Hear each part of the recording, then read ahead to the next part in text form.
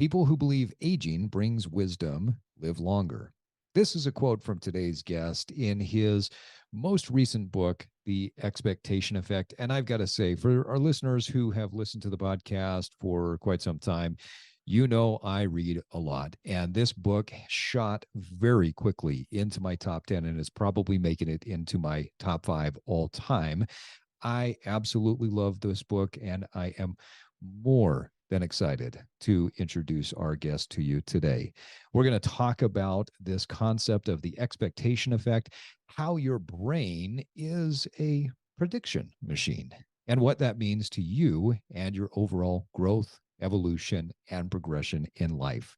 That's today on this episode of the Evolve Podcast. Welcome to the Evolve Podcast. Evolve your body, evolve your mind, evolve your soul, and evolve your tribe. And now it's time to disrupt.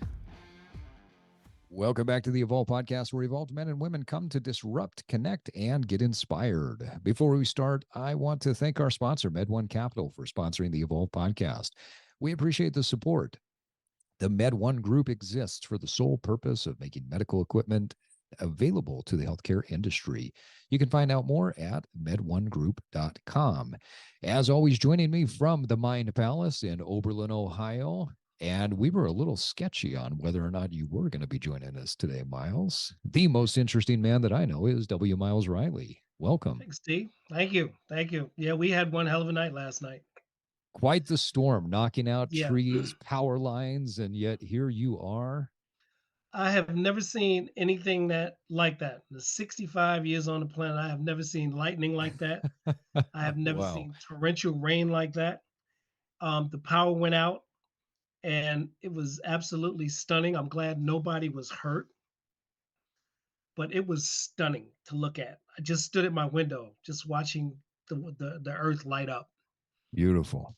It's amazing what nature can do. It's gorgeous and terrifying all at the same time. And you with your new bionic hip, I'm sure you went out there and picked up some trees and just threw them around, right? Threw them around just like that. Clear the Good man. path for some people. I love it. And somewhere in the mountains of Utah, I am Steve Cutler. Today's guest is David Robson. David Robson is an award-winning science writer specializing in the extremes of the human brain, body, and behavior. After graduating with a degree in mathematics from Cambridge University, he worked as a feature editor in New Scientist for 5 years before moving to BBC Future, where he was a senior journalist for 5 years. His writing has also appeared in The Guardian, The Atlantic, Aeon, Men's Health, and many more outlets. In 2021, David received awards from the Association of British Science Writers and the UK Medical Journalists Association for his writing on misinformation and the risk of communication during the COVID pandemic. In 2022, he won a Mental Health Story of the Year at the MJA Annual Awards and was a finalist for the Best British Science Journalist of the Year award from ABSW. David's first book, The Intelligence Trap, was published in 2019 and received worldwide media attention. His second book, The Expectation Effect, How Your Mindset Can Transform Your Life, was published in the UK on the 6th of January in 2022 and in the USA and Canada on the 15th of February in 2022. It is a journey through the cutting-edge science of how mindset shapes every facet of our lives, revealing how your brain holds the key to unlocking a better you. The Expectation Effect was a BBC Radio 4 Book of the Week and won a British I am messing this one up, David. I apologize. Psychological Society Book Award. That's a mouthful in the popular science category. You can find the book on Amazon, or if you're like me, you can buy the book and concurrently listen to it on Audible because you love it so much and you want to get so much out of it. David Robson, thank you so much for joining us today. It's completely my pleasure. We are grateful to have you, and you are coming to us from London today. Is that right? I am, yeah. So, and we hope you meet our expectations. I I'm not even sure what your expectation of us is. I hope it's well, and I hope we meet those expectations.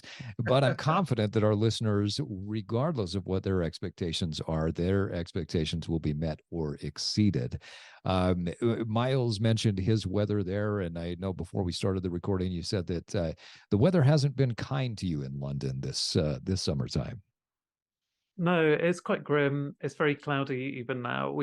It felt like we went from spring to autumn without having much summer, to be honest. So Isn't that disappointing? it is. We had in Utah, we had the longest winter that I've ever experienced. And by the time summertime came, we jumped from winter right into summer. We went from the crazy, crazy, ridiculous cold into the crazy, ridiculous heat. And now I think we're getting a little bit of fall. So nice to see those things change. But expectation really sets us up for either happiness or sadness. But first of all, I want to, for our listeners who have not read the book or don't know about it, can you explain what is the expectation effect? Yeah, so my definition of the expectation effect is this phenomenon where our beliefs can create self-fulfilling prophecies, and that can happen through very interconnected mechanisms, which can be changes to your behavior, changes to your perception, or changes to your physiology. And I say that are interconnected because often a change to your physiology will then change your behavior. A change to your perception might change your behavior too. The most common and famous example of this is the placebo effect in medicine, which I guess we might talk about later. But actually what is new and exciting about all of this cutting edge scientific research is that we found that you have very similar phenomena, things that are, kind of akin to the placebo effect in all other areas of life. So that can affect your fitness, how you respond to a new diet, how you respond to sleep loss, your productivity at work, even how you age. So it's very widespread. It really is just part and parcel of the way humans operate. And so it really isn't just that if I believe something that I am going to will that thing towards me, right? And one of the things I love about your book is that it is so different in the sense that it's based in science. It is backed by research. This isn't if I sit and meditate, I'm just going to bring millions of dollars into my lap immediately type of book. And so the changes, whether it's in the physiology, the changes to the behavior, these are the things that start to create the life that we are wanting. Can you talk a little bit more about how some of these shifts create the life that we're looking for? Yeah, I mean, I guess like the real kind of basis of this whole idea is that the brain is working as this prediction machine. And what we mean by that, and it's very fashionable theory now in neuroscience, what we mean by that is that it's constantly building simulations of the world around it based on its past experiences, its context, your culture. And those simulations, first of all, they're shaping your sensory perception. So we know that the data hitting your eyes or your ears or your taste buds is often imperfect, it's ambiguous. And what these simulations are doing is tidying up that messy data and making sense of it, filling in the blind spots, sometimes discounting extraneous data that would be irrelevant to your goals. And so that is then shaping your perception. But simultaneously, the brain is also then using these simulations to guide your physiology. It's preparing the body for the challenges that it believes you're going to face in the near future and in the distant future. And that in turn is also going to shape your behavior, whether you go into the fight or flight response, whether you're primed more for creativity and problem solving. All of these things can be influenced by those simulations. There's so much power to that, especially when we talk about the physiology of it. I remember when I was young and running track, I had the same physiological response before every meet, and especially before the gun would go off. And I remember as a 100-meter runner, I would get into the blocks. I would feel my stomach feel like it was just going to drop out from underneath me. I would feel the rush of adrenaline coming to me when the person holding the gun yelled "set" and everybody's hips went up in the air. the anxiety could not have been more palpable. In fact, I can almost taste it in the back of my mouth right now, what it felt like. And it was a pure physiological response. Now, as soon as the gun went off, all of that went away and my focus became narrow and I just ran. Preparation for activity is something that the brain does when it expects certain activities. You referenced this before, that our physiology preps us, this fight or flight response. How does this insight help people to question their current beliefs? Well, so I think like anxiety is a great example of the expectation effect. And essentially, like you said, your brain is already preparing your body for action when we're getting anxious. That's what's happening. So that, in a sense, is kind of one broad expectation effect. But then what the research shows us is that actually our expectations of the ways that anxiety is going to influence our performance is also very important. And so, it could be that you were kind of getting kind of prepared for that race, and you read that anxiety not as something that was going to enhance your performance, but you saw that it is something that was kind of debilitating. It was almost a sign of your impending failure. And I think that's much more common, maybe not in sports, but definitely in something like public speaking or when you're facing an exam. You start to have those same fluttering feelings in your stomach, your heart's racing, your palms are sweaty, and you believe that because you're feeling so nervous, that's going to lead you to perform worse, that you can't focus, that you can't come up with those solutions that you need to. Now, that is one expectation. Another equally reasonable expectation would be much more similar to your expectations on the racetrack, where you see that the anxiety is actually going to fuel your performance. Right. That can be equally true in the exam hall because your heart is pumping all of this oxygenated blood to your brain that's going to fuel your thinking.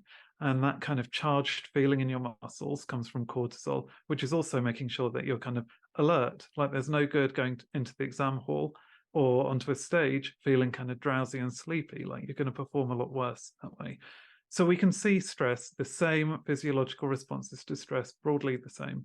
We can see them as either debilitating or energizing and enhancing. And what the research shows is that it's those expectations that then become the self-fulfilling prophecy. So people who see their stress as being more enhancing and energizing, they actually do perform better in all of these different tasks. They're using their stress to their advantage.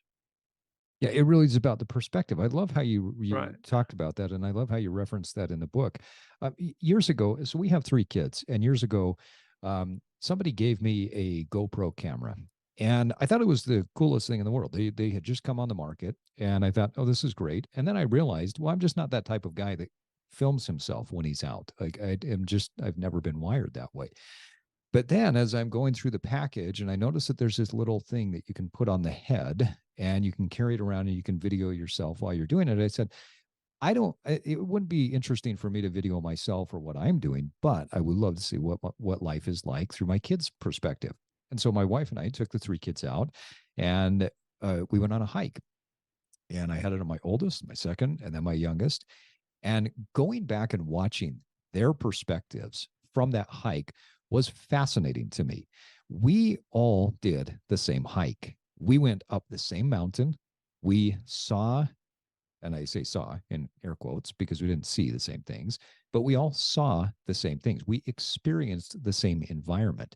And yet watching my son and his interaction and the way that he would run around and pick up a rock and throw it versus the way that my oldest would just very calmly walk and pause and observe, such as her personality, really opened me up to that people can be in the same space. They could be experiencing, even as you said, the same physiological response, but their perception of it is completely different. How can people harness the power of the expectation effect and guide the physiology in the direction that achieves their goal or that helps them move towards a more positive outcome? I mean, when I started writing the book, that was really like the $1 million question was, could we change our mindsets? And the research really shows quite strongly that you can. And it's not something that you just kind of flick a switch and then your mindset is changed forever. Like, it does need perseverance, like you would expect for any skill that you're learning. But the fact is, we can change it. And what the research found was that actually just learning about the science of the expectation effect is often enough to get that process started. So with these students who go into that exam expecting that their anxiety is going to be this kind of depleting, diminishing force that's going to damage the results, they actually just included in like the mock exam booklet a short passage of text that explained that stress is adaptive and that we evolved it to enhance our performance and to actually reappraise those symptoms as something that was like a tool that they could use. And what they found was that alone was enough to change their performance in that exam. They did perform remarkably better, and crucially, it then changed some of the parameters of their physiological response. So even though they were experiencing the stress response, it seemed to be a less extreme, kind of more moderate, healthier stress response. So in addition to kind of the fluctuations in cortisol, they also saw the release of anabolic hormones, like testosterone, that can actually help to kind of protect the body during a physical challenge. And afterwards, they saw that their kind of cardiovascular response kind of relaxed a lot more quickly, which is really important for your long-term health. If each time you face a new stress, you can recover very quickly afterwards, it stops you accumulating the damage that might come from being repeatedly stressed when you find recovery very difficult. So yeah, learning about reframing their emotions was enough to bring about that immediate improvement. And then I think what the research shows us is that actually we just have to remember to keep on doing this. So to actually build on that. So the next time you enter a similarly stressful situation, to kind of try to remember how you had reframed it in the past and the success you'd experienced that time, to kind of really go on that trajectory. I did this with my own public speaking. I used to hate public speaking like most people. But when I was promoting the expectation effect, like, I really tried to practice what I preach. So I would do that reframing every time I went on stage. And, it didn't perform miracles immediately, but it did turn my stress over the year and a half that I've been promoting the book. It turned my stress and my kind of fear of public speaking completely around, so that now I really love promoting my book and I love the conversations that I have, and it lets me appreciate that. And it's just allowed me to grow so much by just changing the way I appraise the stress response. It's amazing. I've been in the health and fitness field for almost 25 years. And one of the things that I've learned in working with top athletes, professional athletes, Olympic athletes, people who've, performed and won at a very high degree, the response that they have from a physiological standpoint might be very similar to, in fact, I used to work with the group that would do testing on some of the top Olympic athletes. And while the responses were very, very similar from a blood work, from a hormonal profile, the nuances in response were fascinating. The top athletes, as you referenced before, tended to have more of the hormonal response, like testosterone. Cortisol levels were more manageable.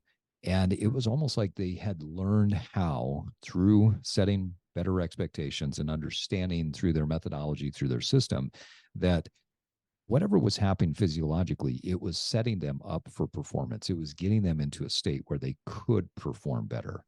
So it takes time, as you said. It's not something that happens over time, because I love how you talk about in the book that the body or the brain is a prediction machine. Machines don't just change with time. They change with tweaking and nuancing. Can you explain to our readers what you mean when you say that the brain is a prediction machine? Yeah, so it really is this idea that it's building these detailed simulations of the world around it. And so that could include, what you're seeing, what you're hearing, what's going on in your own body, because we talk of 5 senses, but actually we have many more senses. We have senses within the gut that help us to work out how much food we've consumed, what nutrients are there, whether we need to look for more food in the future based on what we've just eaten. And all of this is being influenced and interpreted by the brain working as this prediction machine. It's using its simulations to kind of hone that data, to interpret that data, and to then guide your physiology and your perception and your behavior. So that's really the idea. There's this idea in neuroscience that actually the formation of these predictions, those simulations, that's actually also fundamental to the conscious experience. So it's really, almost what we're perceiving is that simulation rather than directly experiencing the world around us. So people often talk about consciousness as this kind of controlled hallucination. I love that theory, but I think for the purposes of the expectation effect, we don't really have to think so much about consciousness per se, but we are thinking about what these simulations are, how they're shaping those three main factors: behavior, perception, and physiology, and how our own thinking processes are feeding into those simulations. Because unlike other animals who also work through this prediction machine, we have culture, we have language, we have symbols. All of these things can shape the simulations that we're building. David, fascinating point. Charlie Munger, who's the co-chairman of Berkshire Hathaway, has said that he believes in becoming a polymath in life and learning many things about many different areas and becoming an expert in as many things as you can. And one of the reasons why he poses this as an important concept is that the more you learn about the world, the better frame of reference you have for all things. In fact, Warren Buffett, his partner in crime at Berkshire, has said that Charlie makes amazing decisions, partially because of how much he knows and how much he reads. How is educating ourselves and gathering more information about the world influencing our overall expectations? Yeah, I mean, it is influencing them enormously. So, a baby, one of the reasons that babies, like they're so helpless is because they haven't built enough experiences to really guide the prediction machine. So maybe they are experiencing the world in its kind of raw form a little bit more than an adult. Great description. I love that. Right. Raw form. And, I think like when you see a baby that's in distress and it doesn't know why it's in distress because it can't interpret, the feelings inside its body when it's getting hungry or when it needs the toilet or when it's, gut is aching a little bit, it has no way of interpreting them. Whereas as we get older, we're much more capable of kind of appraising the sensations we're feeling. Now, one of the, things that we can do even as adults is to educate ourselves about the many different emotions that we can experience. I think like we've been brought up to look at our emotions in quite a crude way, maybe. You have the basic emotions, as Darwin would call them, as, anger, sadness, happiness, all of these kind of, I would say they're like the primary colors of our emotions, but actually there are many different shades, and you can learn to name those shades, things like schadenfreude, which we didn't have in the English language until quite recently, or becoming hangry, when your anger is caused by a kind of physiological deficit of food and energy, rather than, say, because someone has actually offended you. Now, work by Lisa Feldman Barrett, who's also been a key proponent of this prediction machine theory of the brain, her research has shown that when we really learn to chart those graduations of emotions, that can be enormously helpful in guiding our behavior and in helping us to cope with stresses. I actually think, even the just the different stress appraisals in some way is a form of this emotion differentiation, as she calls it. But there are many other ways we can do that. Beautiful way to put it. I mean, we've talked about that quite a bit on the podcast, that a very nuanced approach to understanding your emotion is a critical piece to becoming a more evolved man or a more evolved woman. the more nuance you can learn about yourself, and the more you can develop a vocabulary and a lexicon that matches with what those emotions are, you are able to express yourself in so many different ways. I'm David, I'm stealing this from you right now. I'm just telling you, I love how you talk about the painting in the primary colors. And then there are so many more emotions, so much more depth. I'm going to steal that concept. I'm curious, as a writer who discusses science and the practical application of science and the research into our lives, do you ever feel any internal pressure to apply what you learn? I do, but I mean, I wouldn't call it a pressure exactly. It's a privilege. Um, you know, I Great kind of felt like, expectation, great framing. right. I felt like writing The Expectation Effect was kind of giving myself therapy, to be honest. So I do write in the book a little bit about how I'd suffered from depression in the past. And, I went through the usual channels of like, I'd been on a course of antidepressants. I'd taken some lessons in cognitive behavioral therapy, and that all helped. But I think, what has really helped prevent then kind of a relapse has been researching and writing The Expectation Effect. And I'd say, I consciously don't really write about things I haven't tried myself, because it's one thing for a scientific principle to have been shown in the laboratory, but I really want to check that it works for me, that it's practical to employ, and for me to have that experience of what are the difficulties when it doesn't go right.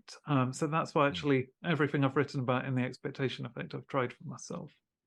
I love that. And that's one of the things that resonated with me about the book. There was, I remember when I first read Malcolm Gladwell's first book, he presented things in a very observational way, but then there was a tinge of, okay, here's what I've experienced. And then you get into somebody like Tim Ferriss, who is all about just let's test stuff and then tell you what I did.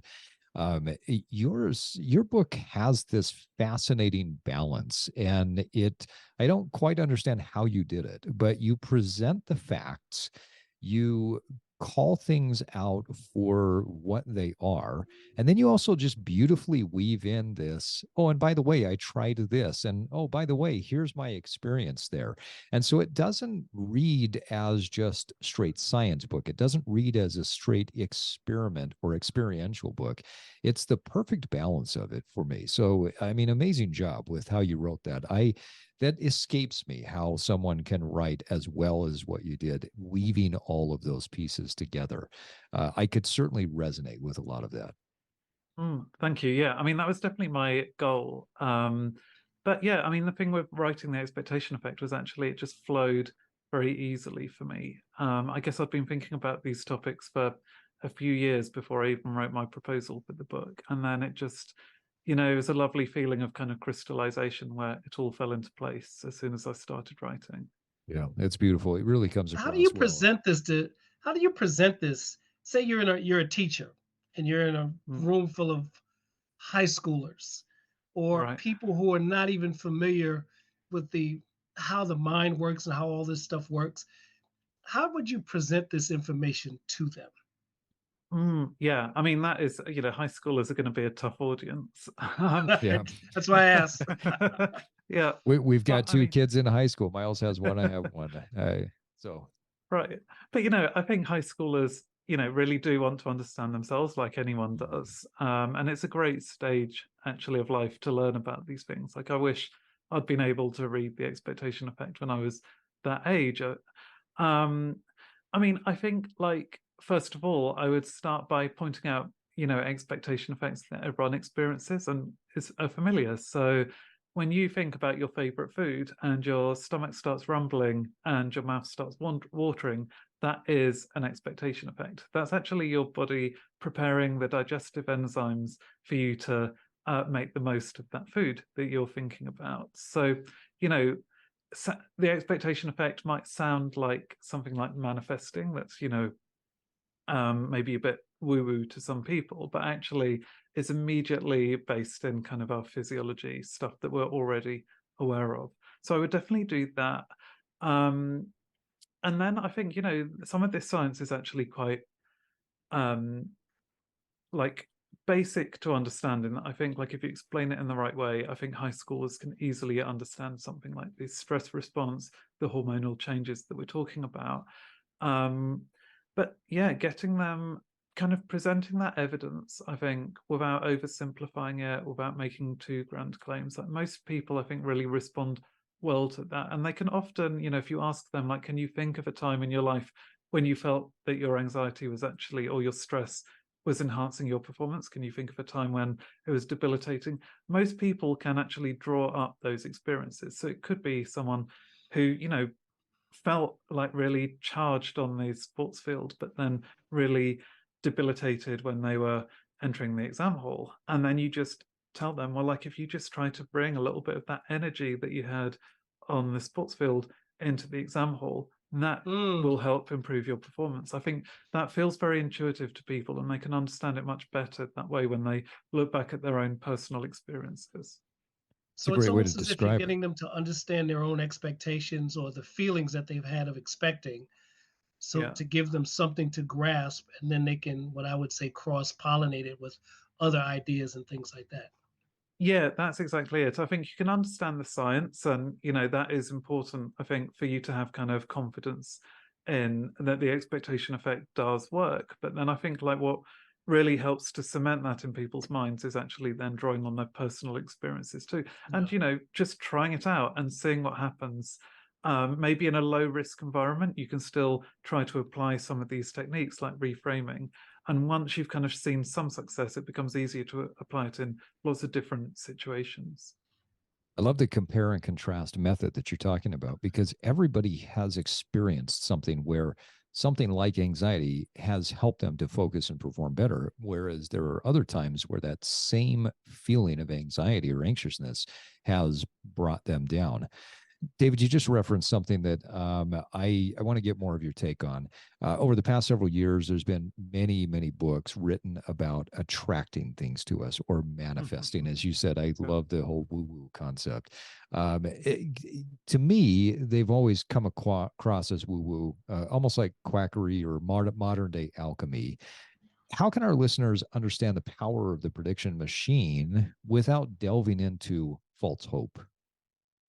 Yeah, I mean, first of all, you know, if people feel that manifesting has helped their life in some way, I don't necessarily, you know, like I don't want to question their experience of that, because actually I think like what these books are tapping into is that we do have this intuitive understanding that our expectations are shaping our reality. And, you know, there certainly is something to be said for kind of changing your mindset so that you are on the lookout for new opportunities that you might not have noticed before you'd read that kind of book. But yeah, I do think like sometimes with the positive thinking literature in general and the idea of the law of attraction, it's unrealistic. It's putting people under this kind of pressure to always remain kind of relentlessly positive, because you're meant to be putting this good energy out there to, you know, get back what you're kind of sowing. Right. Like the expectation effect isn't, I don't think it's in the same category, because often I'm certainly not asking us to kind of set unrealistic goals. I'm more often asking people to reframe the situation and to look for the nuances in the situation. So with this stress example, which we've spoken about, I'm not telling people like you've got to go into that exam and you're going to love every minute of it, because actually feeling under pressure is not pleasant, it's discomfort. But I'm just asking people to sit with the discomfort and to realize that even though they may not like the feeling, that it can also serve a purpose. And we can see that in all different kinds of areas, and actually all different kinds of emotions. You know, you can learn to view a disappointment. You know, it's horrible to feel disappointment and frustration, but you can also recognize that it's conveying an important message to you without just denying that the emotion exists, but you can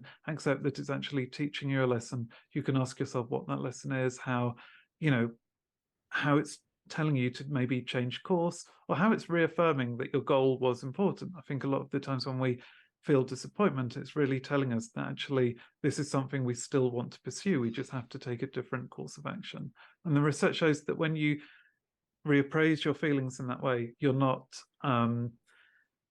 you're not denying them, you're not trying to fight the feelings, you're sitting with the feelings, you're reinterpreting them. That actually just leads to much better outcomes mentally and physically than if you try to be kind of always positive and just try to suppress those negative feelings. So I think that's one important difference. I then just think, with all other kind of areas, it's like, rather than kind of setting our expectations too high, we can just try to kind of look a little bit outside of our comfort zone. So if you're going to the gym, like I talk in the book about how our appraisals of our own physical fitness can actually shape our performance. And again, this is linked to our physiology, things like gas exchange within the lungs, the runner's high, the release of endorphins, all of those can be influenced by expectation effects.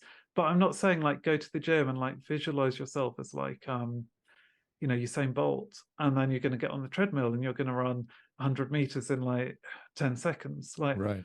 That is only going to result in disappointment. It's going to be demotivating.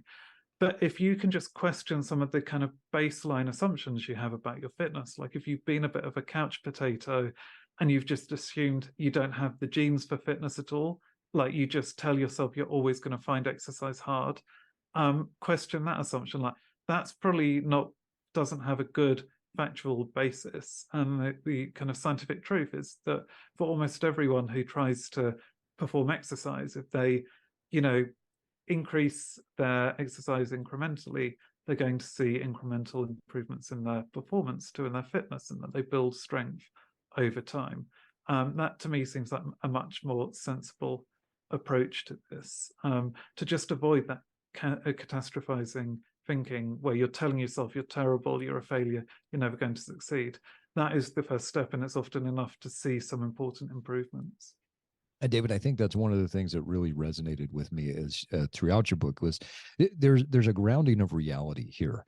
You're very kind to the way you talk about right now the idea of manifesting, and that we won't argue with those things. I will say I love the fact that what you're presenting in the book is very factually sound. And it's actually something that I found over the years. I used to sit back and see people who would say, I'm manifesting this into my life. And it led to delusional thinking. It led to a discordance with what their emotion was. I love how you talk about that. Don't push those negative emotions away. The negative emotions, the uncomfortable, the things that don't feel good, that needs to be there because that's part of our growth process. What was it? I think Arnold Schwarzenegger, when he was talking about the pump in the muscle and the burn in the muscle and what it takes, he says the difference between a champion and someone who isn't a champion is a champion will look at the burn that's happening in the muscle and the pump in the muscle as a very good thing. And he said, I would always work out and I would have a smile on my face because every repetition, every bit of that muscle burn was something that pushed me closer to what my ultimate goal was. And so he embraced the pain. He embraced the challenge as something that would help him to get to that next level. You reference this quite a bit in your book of this idea of reframing or restructuring, and that how powerful that is in creating this idea of setting up better expectations for ourselves. How can a person take something like a negative emotion, a negative physiological response, or a negative experience, and then reframe it towards a better future? Yeah, I mean, that's, I love the Schwarzenegger example, because actually there has been research showing that when you teach people to reframe the aches in their muscles as they're working out, that actually does make it more likely that you're going to release those endogenous opioids, kind of brain's own inner pharmacy, to give you that kind of buzz after you've performed your workout. So, Right. it's really powerful to be able to turn something that seems like discomfort, but to see the benefit in that and is used for growth. And we've seen that in trials of medical treatments. So kids who are taking, who are undergoing this kind of exposure therapy for peanut allergy, where they just slowly increase from tiny doses of the peanut protein, day by day, until eventually after 6 months they can eat a whole peanut without having an allergic reaction. And now that is often very uncomfortable as the kids are going through this process, because it's activating the immune system, and that can lead to symptoms, like hives, itchiness in the mouth. It can make you feel like you're about to go through the whole allergic reaction, a full-blown allergic reaction that could be quite scary. And the researchers just told them that just see the beginnings of these sensations, see them as being like that burn in your muscles when you're exercising, or, the kind of soreness in your fingers when you're playing guitar, or the ache in your toes when you're performing ballet. See it as a chance for you to build the resilience of the immune system. And what they found was that with those kids, just changing their appraisal of the discomfort in that way, it kind of reduced their fears. It meant fewer people dropped out, but it also changed the physiological reaction to the treatment itself. So those kids were far more likely to experience by the end, they were far more likely to produce the positive antibodies that were kind of protective, that prevent the full-blown allergic reaction. So it can be very powerful, this, even in that, very specific medical context. But I think, we can have experience of this, in everyday life. We've spoken about exercise, but I think, with work, if you're facing frustration, like sometimes I face writer's block, and I could have seen the frustration as being this kind of sign that I wasn't good enough, that I'm not cut out to be a writer. Even if I don't decide to throw my laptop out of the window and give up, it makes the whole process, really unpleasant if you're interpreting the setback in that way. But actually, just like the kind of aches in Arnie's muscles, frustration is something that we have to go through in a creative process. Like, it wouldn't be, we wouldn't be being creative if it just came instantly to us without any kinds of difficulties in processing the information and coming up with the best solution. And the research shows that if you reframe your frustration in this way, you see it as the kind of engine of growth, that people feel a bit better, but more importantly, then their cognitive performance improves as well, because they're channeling that frustration into something positive rather than allowing it to dominate their feeling and drag them down. Yeah, it becomes part of the process. And I think that Right. the peanut thing was fascinating to me, the research that you put out there. And I want to come to the placebo and nocebo effect in just a second. But Stephen Pressfield, in one of his books, talked about, he made a comment saying that inspiration struck him on a regular basis, whether it was 20 to 30 minutes into his writing every day or 60 minutes. But he says, I don't write because I'm inspired. I write to become inspired. And that, the channeling that muse happens after the frustration. And so this concept of saying, okay, there's frustration along the path, that is a good sign. That's a marker along the path. There's challenge, there's the muscle burn, there's the anxious feeling before a presentation at work. But that's all part of the path, but that is not a sign that we should turn back. It just is a mile marker to keep us going forward. Can you tell our listeners a little bit about this placebo or nocebo effect as you referenced in the book? Yeah, sure. So, I mean, the placebo effect, I think we're kind of familiar with. It's been studied, or it's been acknowledged for hundreds of years. It's been studied for, more than half a century.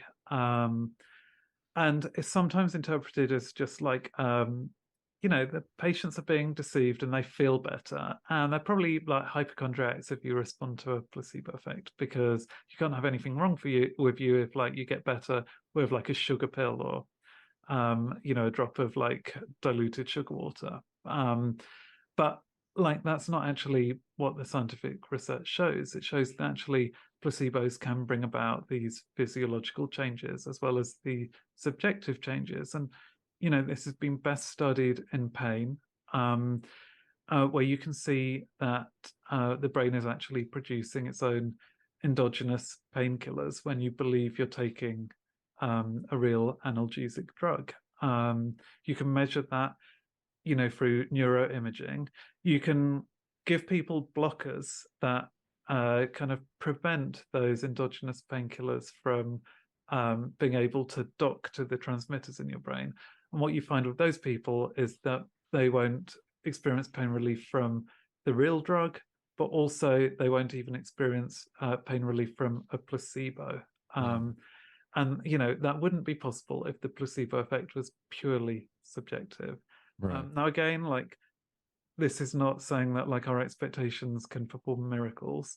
So, no, I really react very strongly to people who seem to think that like having the right mindset can prevent you from getting cancer or can shrink a tumor, because there's no mechanism by which that could happen. Like, we can't. Right. Our prediction machine can do lots of amazing things, but it can't actually direct your immune system to attack a specific tumor in your body. And so that's why with the expectation effect, I do try to, again, be realistic and say, like, it can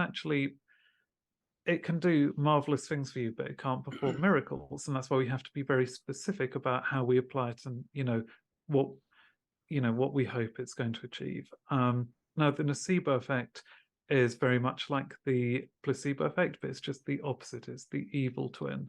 So if you expect to become ill, often that can create symptoms of illness. And I think, again, it's a common example that we've all had. If you have been out with a friend for a meal and then they get food poisoning, you might start to feel very nauseous, or you might even start vomiting. Now, that could easily be a nocebo effect, because the prediction machine knows what you've eaten, it knows what's happening to your friend, and it's kind of getting ready to like expel that pathogen before it can actually cause damage to you, even if there's no pathogen in your own gut. Wow. Yeah, I mean, that is one example. So fascinating. But there's loads of other ways that the nocebo effect can work in medicine. Often when people have negative expectations of how they're going to recover from an injury like concussion, then those expectations can actually prolong their recovery. They make it much harder for these people to overcome their symptoms. And again, like, I'm not saying here that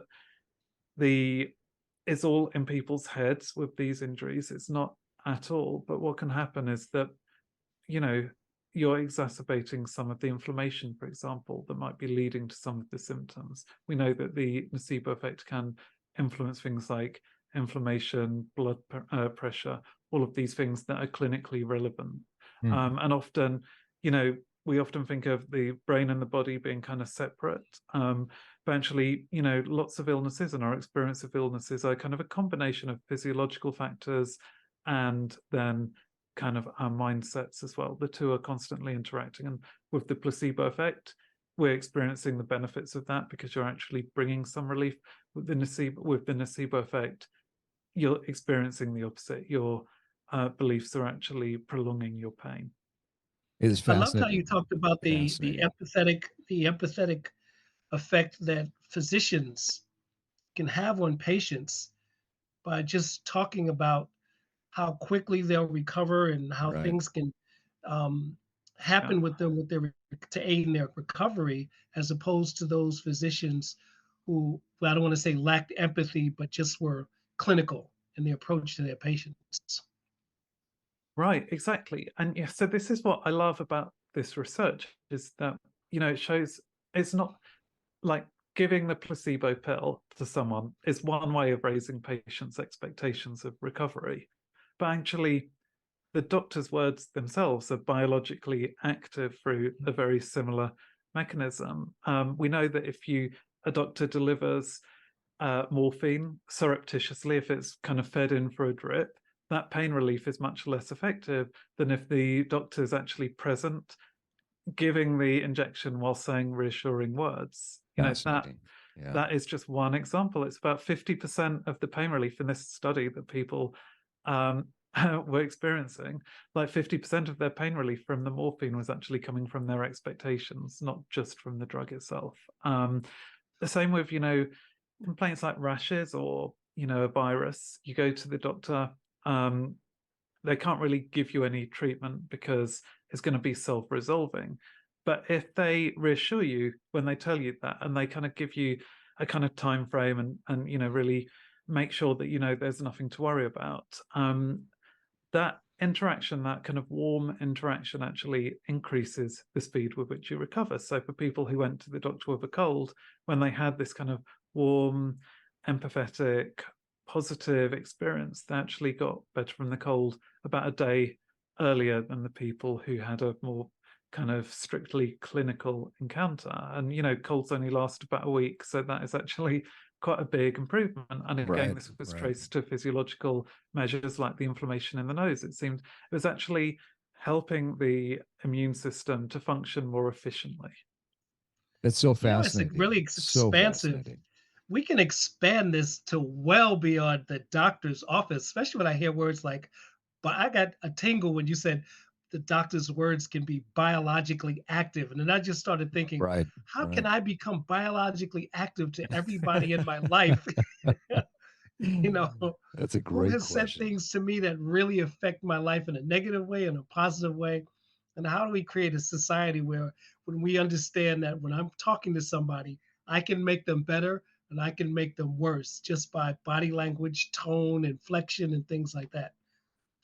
Yeah, I mean, I think we do kind of use this, like when, your kid falls over and you kind of, they've, grazed their knee and you kind of give them a kiss on the knee, that is performing the same function. And I think that really is helping their bodies to recover more quickly through this healing response. It's fascinating. When I read that in the book, I started to think back to a conversation one of my brothers and I had. He's a cardiologist and he's kind of an electrician, right? So he puts the pacemakers in, and he regularly after the surgery will go in and talk to his patients post surgery.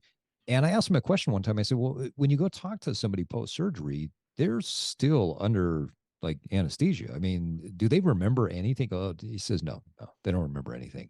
They have no idea that I came in. And I asked him at the time, well, why do you do that? What's the purpose? He goes, that's just part of our process.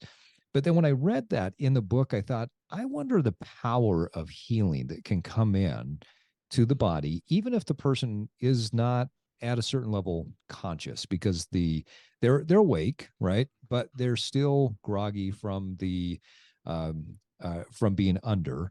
I wonder if the doctor coming in and saying, hey, the surgery went really well, everything took well, you should see recovery in this amount of time. I wonder at a very subconscious level if there's a change that's happening there to help the person to heal quicker post-surgery. So fascinating research there. David, I've got to say thank you for introducing me to the writing or through your writing to, I want to make sure I say his name right, Moshe Bar. And his work, man, I cannot tell you the amount of time that I've spent diving into your book and then his videos and just, the research that he's done. Bar discussed a concept somewhat and posed in an older text that I had read called Drawing on the Right Side of the Brain by Betty Edwards. And the concept that Edwards had taught was that most people are poor practitioners of drawing for one simple reason, and really not just drawing, but any creative pursuit. And that's that they drew what they knew rather than drawing what they saw. Now, how do our assumptions about the world color our perception of it? Yeah, I mean, through the prediction machine, like our assumptions are shaping it like very profoundly. So, there have been like so many amazing examples in the scientific literature. There have been experiments where people would, where the scientists kind of played these students just pure white noise, but they told them that at intervals they might hear Bing Crosby singing White Christmas, and then the students had to report, when they heard him. I literally laughed out loud when I read this in the book. I've got to tell you, this I busted out laughing, which is not a great thing for me because I typically read at about 4 a.m. when everybody else is asleep. That is my time to consume. And so here I am in my office laughing out loud at this point at about 4:30 in the morning. Please continue. And they, about 30% of the students were absolutely certain that they'd heard some strains of White Christmas underneath this white noise, but there was nothing there. You know, It's same so with great. when people look at kind of visual noise, you know, like the kind of snowy screen on an old-fashioned untuned TV. You know, you tell these people, lead them to believe that faces are going to appear. And, you know, again, about 30% of the time, they would see a face when there was, you know, none should have been visible. And, you know, what you can see from that when you scan these people's brains is that when they're seeing that face, you actually see the same brain activity that you would see if they were looking at a real face. It was activating the same fusiform face area that is active, you know, when we're speaking. And again, it's like, I think from the imaging, it was almost indistinguishable, the response. And that's why, you know, that just shows us how powerfully our expectations are shaping our perception. Yeah, I really resonated with your reference to Seurat's painting.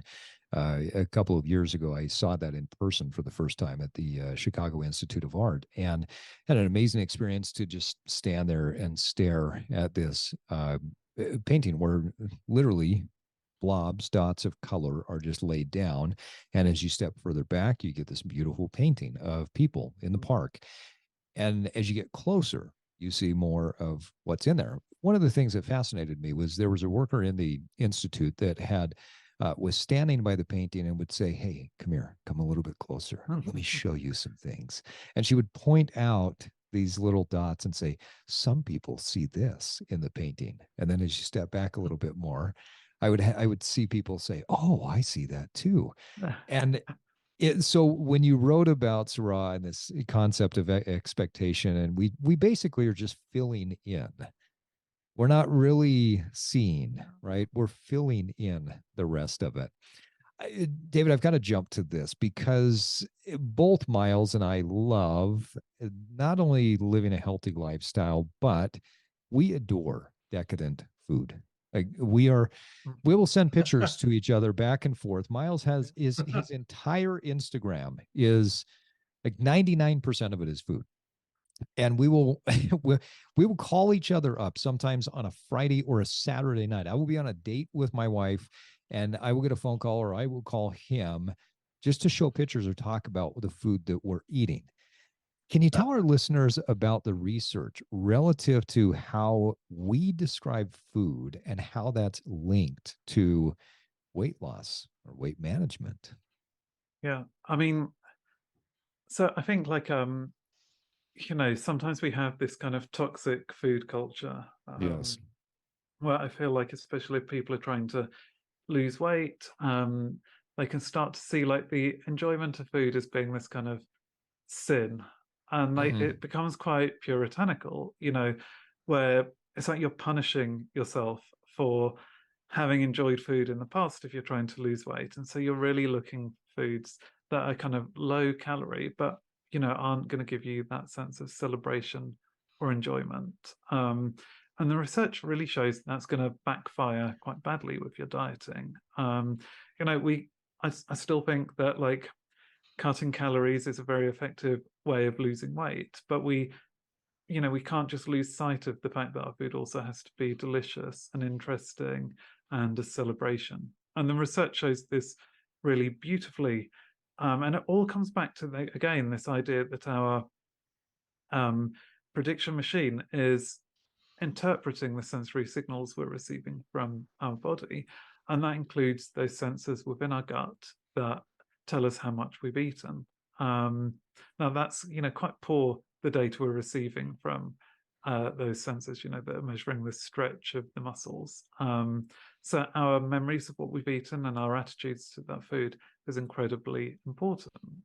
So you've got experiments where scientists were kind of giving people these bowls of soup and then surreptitiously kind of pumping more soup in from the bottom or taking more soup away, so you could compare people's perceptions of how much they'd eaten with the actual amount of food that they'd eaten.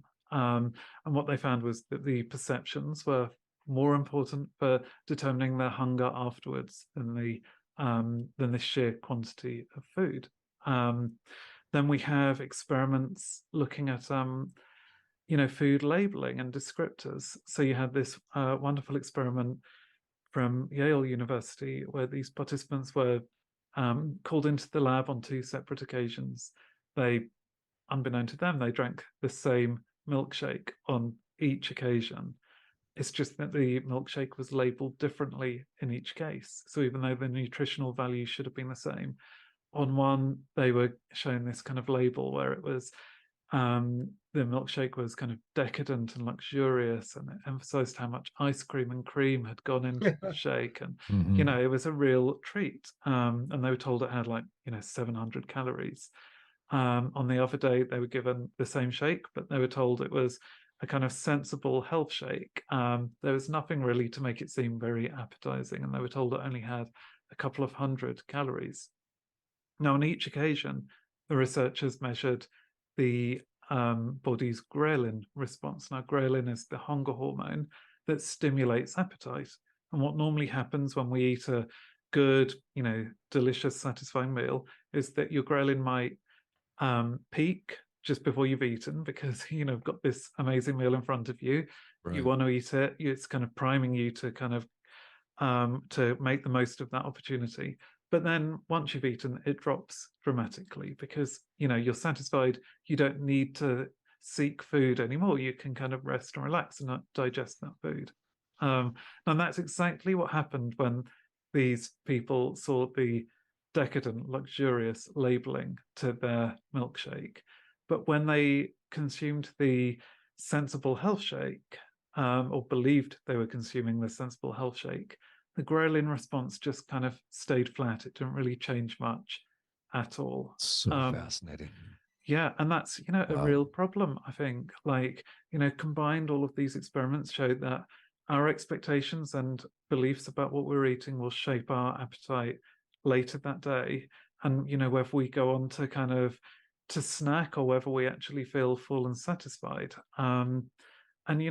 It's a real problem if you're only cutting calories and you're not getting satisfaction from your food and you're secretly believing that you're depriving yourself. That's gonna backfire in the long run. That is just fascinating. I've studied at length for probably decades now, the idea of leptin and ghrelin and how they interact with each other. And when I read what you talked about with the labeling of the food, it blew my mind. I love decadent food. I love making decadent food. And I have challenged people for years when people say, well, you have to eat clean, you have to eat, quote, healthy, you have to, all of these words to describe it. I said, just come over to my house. Let me make you food. Let me make you food that will make you just enjoy everything. And I guarantee you're going to get lean, you will get strong, and you will love your life. You don't have to eat the garbage that you're eating, don't. And so I read that was pure, what do they call it? Just validation of something that you already believe. Yeah. I mean, that was just one of those minds where, or those times where I thought, okay, I'm just feeding my own ego right now by reading this, patting myself on the back, or I don't know what you would call it, but fascinating research. You discussed exercise in the book, and you discussed a principle that I think many people in my field of study have known for years, and that's the fact that when we exercise, our body will find a way to use the muscles in the most efficient way. So not necessarily using all of the muscle fibers or all of the motor neurons to fire the muscles that are needed. And it will essentially regulate how much effort we're putting out there. And sometimes it will say, hey, if it's too hot, maybe you're going to overheat. And so you might pull back a little bit, right? If your body is trying to conserve energy for later, then there might be some limiting factors that the brain is putting on this. Can you tell our listeners about how our expectations of exercise and those limitations that our brain puts on us are affecting us? And are there some ways that we can address that? Yeah, so this is kind of, something that I definitely applied myself, with all of this. But I mean, again, a bit like the public speaking, it was really influential for me because I'd always been a reluctant exerciser. I mean, I had like the good intentions, and I did it because I knew I had to remain healthy. But so I was quite dedicated in that sense, but I'd never really loved exercising. And I'd always had these assumptions from my childhood, where I was like the youngest in my year at school, and until I got to about 15, I was like one of the shortest. Like I always just thought I wasn't cut out for kind of exercise. And I carried that with me into adulthood. But the research shows that, you know, then those expectations are really going to shape how you perform. And like you said, it's to do with numerous factors. It can be, you know, how many muscle fibers your brain is willing to recruit to practice these movements. It can be to do with the efficiency of the movements. If you feel that you're stronger, maybe you're going to be moving in a way that's more efficient rather than, say, you know, consciously trying to avoid injury. And it can change things like the gas exchange within the lungs, so how efficiently you're moving carbon dioxide out of your body and oxygen into your body. Now we know that last result from another ingenious experiment from Stanford, where these researchers gave people a real genetic test, but then gave them sham feedback. So some were told that they had the positive version of the CREB1 gene, which has been associated with better stamina and fitness. Others were told that they had the kind of bad version, you know, which has been associated with, you know, a slightly lower aptitude. Now, what they found was that those expectations shaped the participants' performance in an endurance task independently of the genes themselves. And in some cases, the expectations were even more important than the genes themselves. And that was true, particularly for this gas exchange. So that's very profound to me. And it just made me think, well, actually, I really need to start reassessing these assumptions. And I think that's what is true with so many expectation effects, was I'd been carrying around these beliefs that were no longer valid. There was no reason why I should think I'm any worse at exercising than the average person. I'm never going to be an Olympic athlete, but that doesn't mean that I can't improve, you know, day by day at the gym. And so I just started taking that attitude, and I stopped comparing myself to the people around me and focused on my own trajectory. And, you know, that really did bring the kind of gains I wanted in my performance, but also just in my enjoyment of going to the gym. So it went, like public speaking, it went from something I kind of really dreaded in my weekly routine to something like I really relished. And it's actually, you know, one of the things I most enjoy now, and like feels essential for kind of maintaining my mental health as well as my physical health. There's almost this Zen-like state, isn't there? When you get to the point where you say, okay, like you said, I'm probably not going to be an Olympic athlete. I think it would be fair to say that for somebody like me, I will never play in the NBA, right? Even if I was one of the best shooters in the world, my height, so many other things would have limited me. But there's this Zen-like state that you get into when you stop the comparison and you set up an expectation to say, well, my expectation does matter. My belief does matter. And if I go in without comparison to external resources, little by little, I can improve. And by little improving, I then get into this consistently growth mindset and this state, as DeWitt talks about in her book of growth versus fixed mindset, that the research truly shows if you take on this growth mindset, you can improve almost anything in life. You may never be the best in the world at it if you don't have a certain aptitude for it, but you can become better at it. You know, Myles and I joke when we talk to each other that if either one of us was like the emperor of all the world or the galaxies or whatever, we kind of go back and forth on what are the books that we would or the courses that we would require people to read. I almost feel like that Expectation Effect for me has now got to be a foundational book that somebody has to read. And then immediately afterwards is James Clear's Atomic Habits, because it's the two come together to just marry this perfect, okay, let's challenge the concepts and the expectations. And here's some science and some ideas of how to do that. And then start to apply Clear's concepts of start small, build from there. And once you've graduated from there, we'll let you maybe get a driver's license, or maybe we'll let you open a bank account, right? But but that needs to be that's your seminal moment, is once you have understood those books, then you could move forward. Yeah, I love that. And I really do like strongly agree with that idea that it's like, those incremental changes that you make, they add up over time. Right. And I've seen, online there's a bit of a backlash now against Carol Dweck's idea of the growth mindset. Yeah. I find it very frustrating because, some of these critics are saying that it's misleading kids because they're never gonna, if you don't have the genetic aptitude, you're never going to become, an Olympic athlete or, genius mathematician.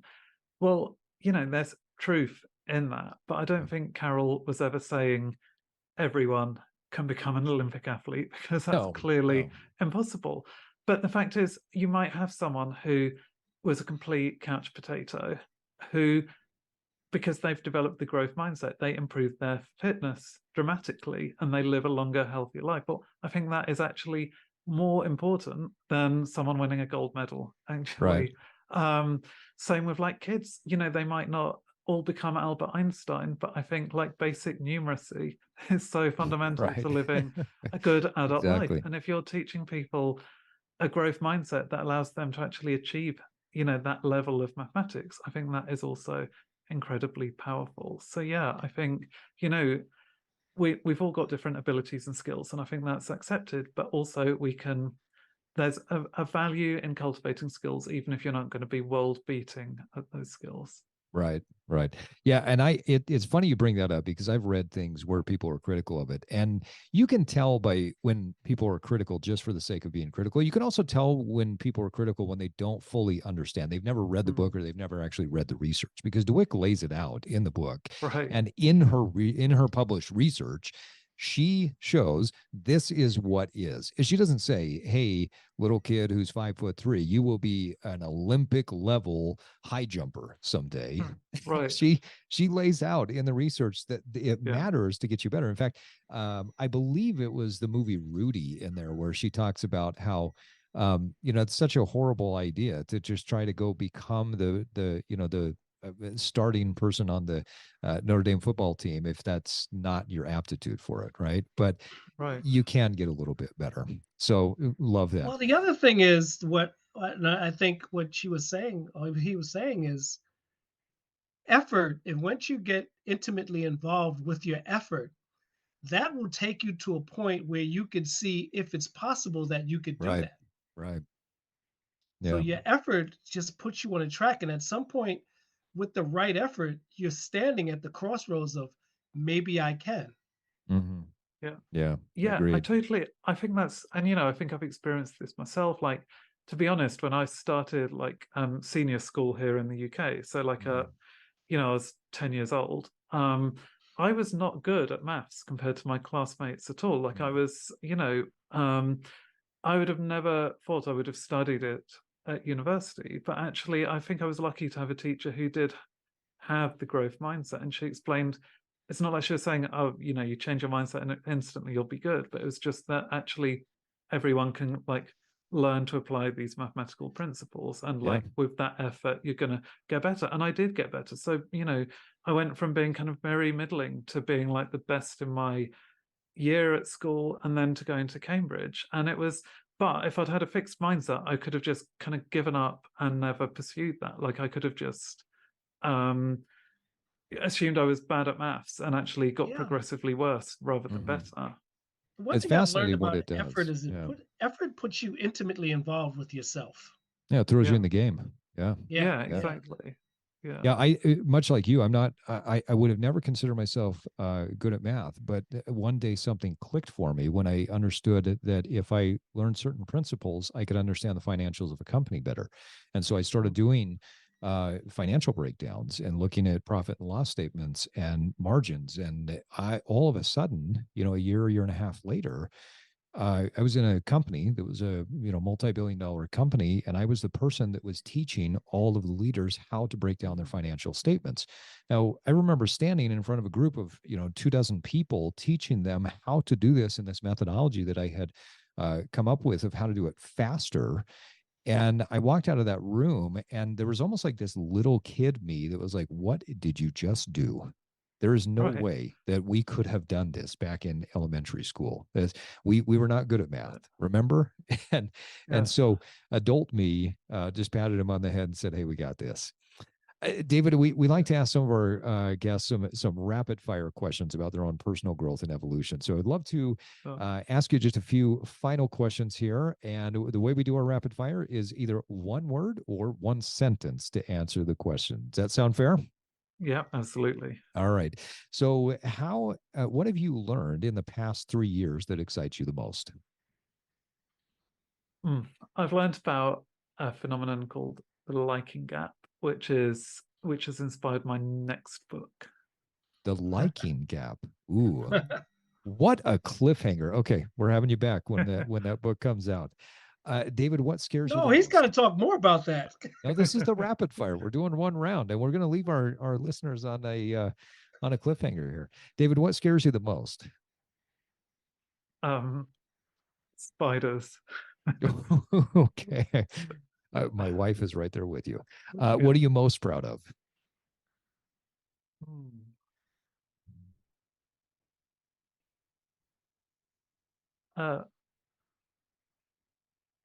Having increased my social confidence.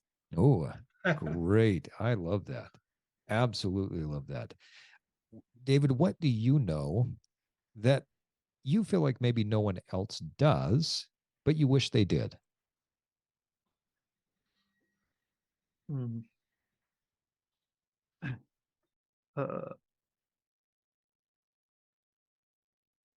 There's a phenomenon called the illusion of knowledge that I think could improve people's decision making immensely if they knew it. Okay. All right. And is there a book they can read to learn that? Yeah, maybe my first book, The Intelligence Trap. There we go. All right. Yeah. I love it.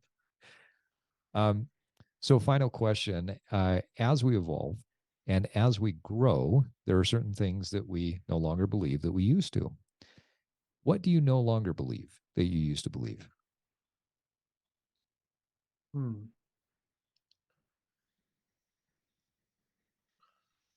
Oof, so many possibilities.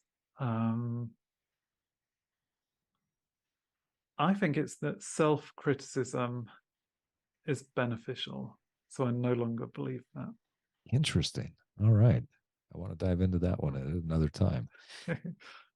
Well, listeners, on that note, it is time to wrap up another episode of the Evolve podcast with our guest, David Robson. The book is The Expectation Effect. The next book that I'm reading is his second one, The Intelligence Trap. David, thank you so much for coming on and sharing your knowledge and your wisdom and your research with our listeners. What a fascinating conversation it's been. Oh, yeah, thank you. It's been a blast. I've really enjoyed it. Yeah, we've had a great time. For our listeners, we talked about that they can pick up your books, The Expectation Effect, and they can pick up the book, The Intelligence Trap, on Amazon. Or if they're like me, they want to pick up the books and the Audible. I would highly encourage them to do that. If they want to learn more about you and what your upcoming projects are, what's the best way to keep in touch with you? So my website is davidrobson.me. I'm on Twitter, X, whatever you want to call it, D_A_Robson. I'm on Instagram, David A. Robson. So on all of these platforms, I kind of update with my journalism and, with book news, that kind of stuff.